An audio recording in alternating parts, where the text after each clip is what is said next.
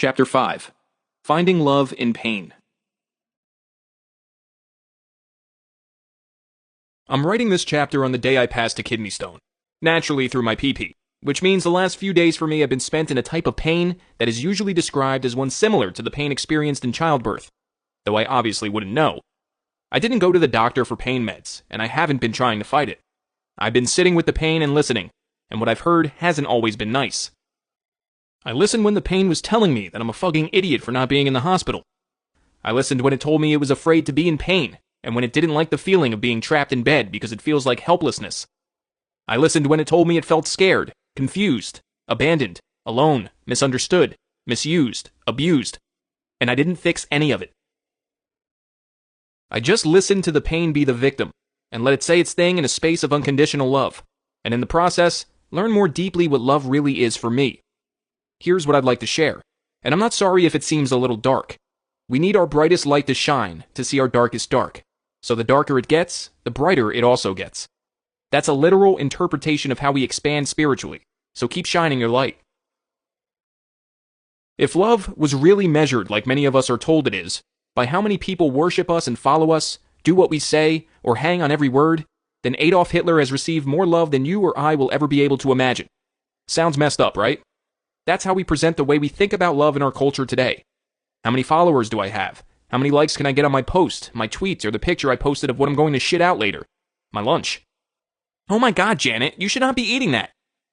Who's Janet? Pay even a little attention to your environment, and you'll notice that most people are seeking love and or approval in almost any way, shape, or form they can get it.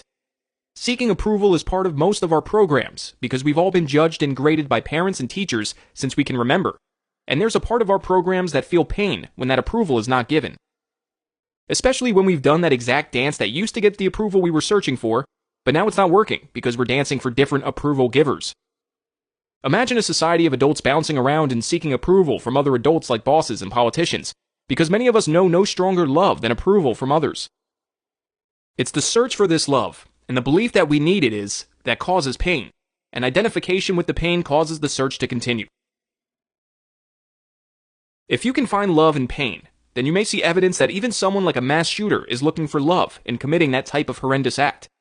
Most people never learn how, or learn that it's okay to see their own pain, and it triggers something inside that makes that person to want the world to see and understand their pain so bad. They've gone to the lengths of taking it out on innocent people so they can't be ignored anymore. You'll often see when it's over, they turn the weapon on themselves and commit suicide, as the justification has been lost in the act, and the sensations that made them do it no longer exist. Nobody knows what is going through their heads at the time, and if someone says they do, it's a guess. But I would imagine, or guess, that after committing an act so violent and traumatic, they're instantly awakened by, holy motherfucking shit, what did I do? As they become overwhelmed and filled with a shame and fear that most of us will never know, the only logical thing to do for the ego that got them there is to end that feeling by taking their own life. All caps and in bold, with a couple swears, was the best I could do in a book for that heavy of an awakening. I, myself, used to spend countless hours thinking about all the ways I could show the people in my environment and the world, but mostly my parents, how much pain I had been in and how they caused it. Here's what it may have sounded like in teenage Neil's head when he was searching for a way to express that he was in pain. This one happens to be contemplating suicide, which I actually did more often than is allowable in society to admit. Quote, if I was gone and left a nasty note blaming everyone for being such dicks to me, making fun of me and never giving me a chance, that would teach them. Then they would know that it was all their fault and my pain would be over. I didn't really know what I wanted, or who I wanted to blame, as you can probably tell, but something was obviously missing.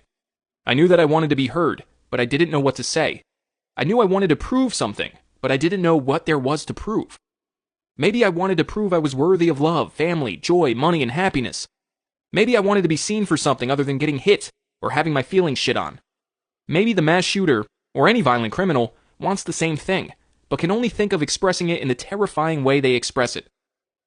After a while, I decided that I wouldn't commit suicide, but I wouldn't try not to either, so I ended up using self-hate, alcohol, and drugs to bury my feelings. I knew that I wanted to be loved, but couldn't even imagine who would love me or why they would love me. I felt extremely far removed from the love of my mother and father, as they were deep in their own stories of anxiety, addiction, and everyday life, trying to keep things together.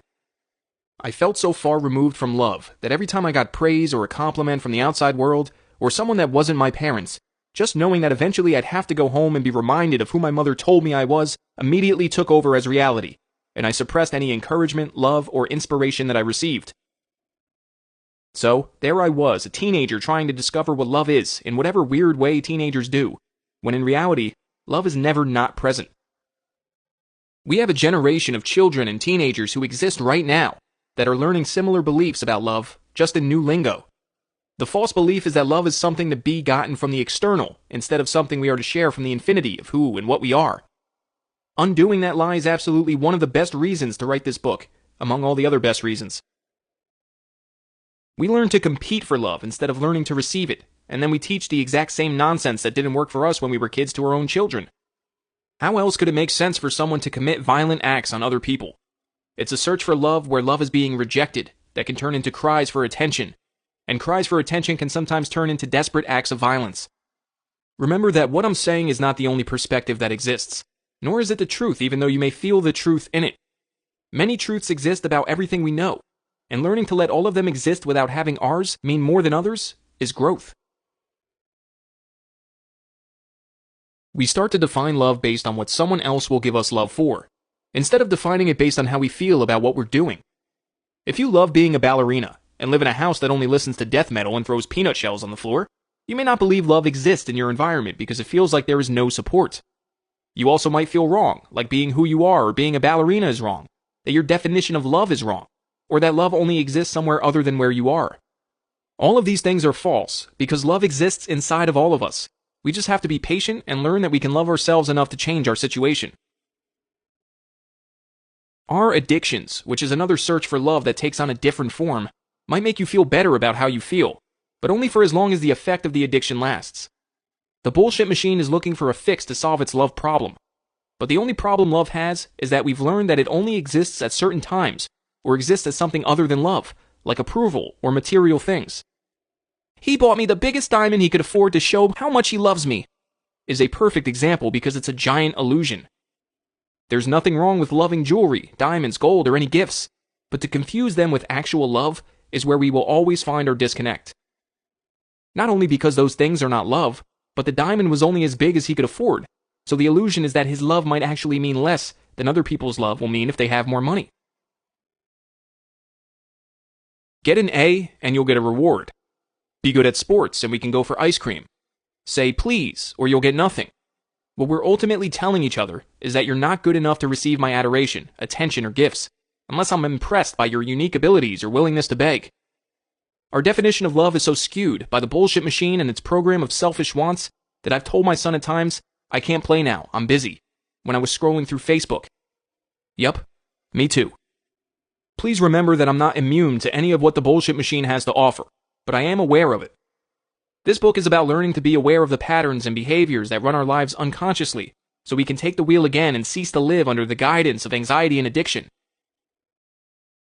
To be truly individually sovereign and accountable for ourselves, I believe that we all must sit down, look underneath the surface and actually define what love is to us personally, and then what it means to give it and receive it.